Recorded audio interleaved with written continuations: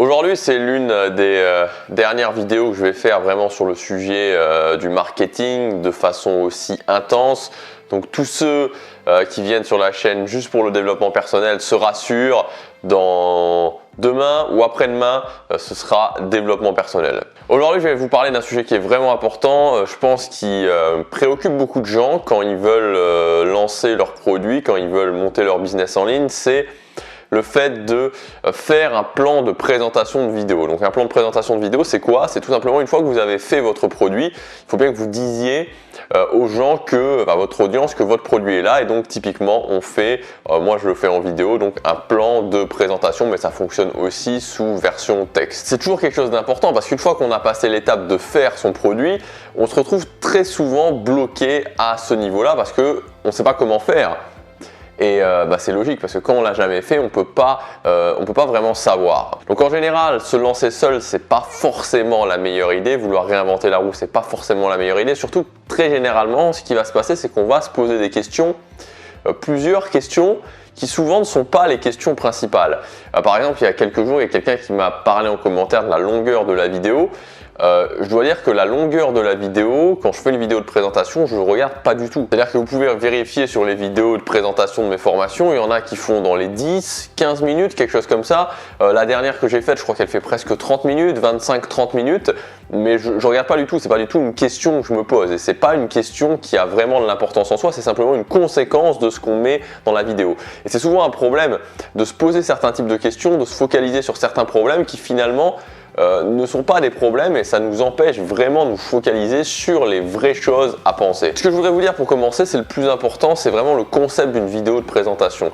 Il faut sortir de l'idée comme quoi une vidéo de présentation, c'est essayer de faire le marchand de tapis, d'essayer de faire le vendeur de voitures, vous savez, de montrer absolument les bons côtés, d'essayer de cacher des choses. Pour moi, c'est pas intéressant, c'est pas ça qui fonctionne. Ce que je crois et la façon dont moi personnellement je vois les choses, c'est qu'une vidéo de présentation, c'est comme le résumé d'un texte, le résumé d'un livre. Peut-être qu'on vous a demandé ça quand vous étiez au collège, quand vous étiez plutôt au lycée, de faire des résumés de livres. Et vous savez, un livre, sur le même livre, on peut faire plein de résumés, on peut faire un bon résumé, on peut faire un mauvais résumé. Ça obéit à des règles, il y a des choses à connaître. Et l'idée, c'est quoi? C'est de donner envie aux gens d'en savoir plus, forcément. Quand on a un bon livre, de bien résumer son livre, c'est de donner aux gens envie de le lire. Et c'est la même chose avec votre audience, c'est la même chose avec les gens qui vous suivent. Quand vous avez un bon produit, quand vous avez bien créé votre produit, quand vous avez un produit dont vous êtes fier, forcément l'idée d'un bon plan de présentation, ça va être de montrer aux gens l'intérêt de votre produit. Comme j'en parle dans la formation Première Vente, la base de tout, c'est la création d'un produit solide. C'est la création d'un produit qui va apporter de la valeur aux gens, d'un produit qui est bien structuré, d'un produit qui répond à un problème. C'est ça l'essentiel. Quand vous avez un bon produit, vous avez déjà fait 60 à 70% du chemin. Parce que ça sera beaucoup plus facile de faire un bon plan de présentation si vous avez un bon produit qui est bien structuré et qu'ensuite les gens qui vont l'acheter, les personnes qui vont vous faire confiance et qui vont vous l'acheter seront ensuite contents. Alors que si vous avez un produit qui n'est pas bien structuré, un produit qui ne répond pas vraiment à un problème, déjà ça va être beaucoup plus difficile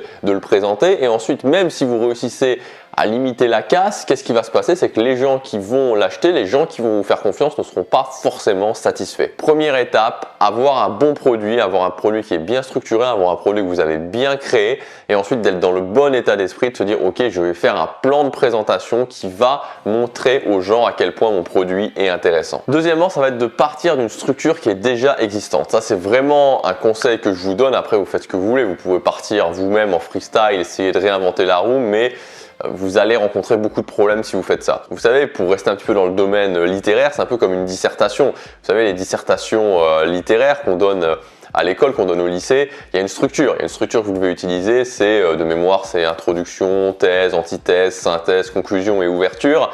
Et donc, si vous n'utilisez pas cette structure, il y a de fortes chances que ce soit fouillis, qu'il y ait des cafouillages, que la personne qui vous lise n'aille même pas jusqu'au bout, tout simplement parce que ça sera pas clair, ça sera pas évident et ça ne suivra pas un raisonnement logique. C'est vraiment quelque chose d'essentiel pour moi, c'est de partir d'une base existante que évidemment ensuite vous pourrez améliorer, mais pour le premier, deuxième, troisième produit, c'est bien de partir de quelque chose qui fonctionne déjà. Comme ça, vous êtes rassuré de ce niveau-là et il n'y a pas de prise de tête, vous n'avez plus qu'à suivre la structure. Ensuite, il y a des questions à se poser. Il y a vraiment des questions auxquelles vous devez absolument avoir les réponses parce que l'idée, encore une fois, c'est d'avoir une structure et que cette structure, en répondant à des questions, vous pouvez tout simplement la remplir au fur et à mesure. Vous n'avez plus à vous prendre la tête d'essayer de réinventer là où vous avez une structure qui est là, qui est faite. Vous avez des questions auxquelles vous devez répondre et tout simplement ensuite vous remplissez ça, vous remplissez logiquement votre structure par rapport à ces questions. Donc je vais vous donner quelques exemples de ces questions.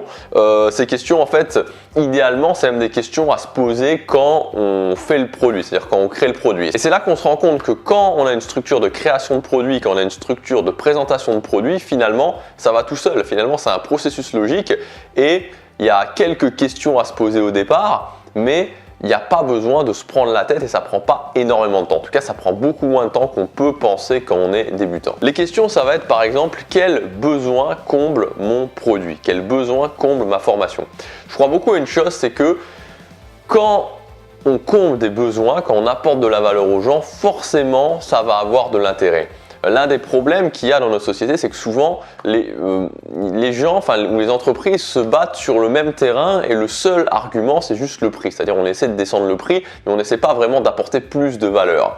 Si votre produit, si ce que vous avez créé, peu importe la thématique, que ce soit le jardinage, que ce soit l'alimentation, le sport, n'importe quoi, tant que ça comble un besoin, tant qu'il y a vous apportez quelque chose à un besoin qu'a votre audience, forcément ça va être gagnant pour vous et gagnant pour votre audience. Ensuite, quels sont les obstacles que votre produit permet de passer? Il y a toujours des obstacles, vous savez, quand on a un objectif, vous le savez bien, j'imagine, si vous avez des objectifs, tout le monde, tous les gens qui ont des objectifs le savent, vous avez votre objectif, vous avez votre cap et devant il y a des obstacles qui se mettent en travers de votre chemin.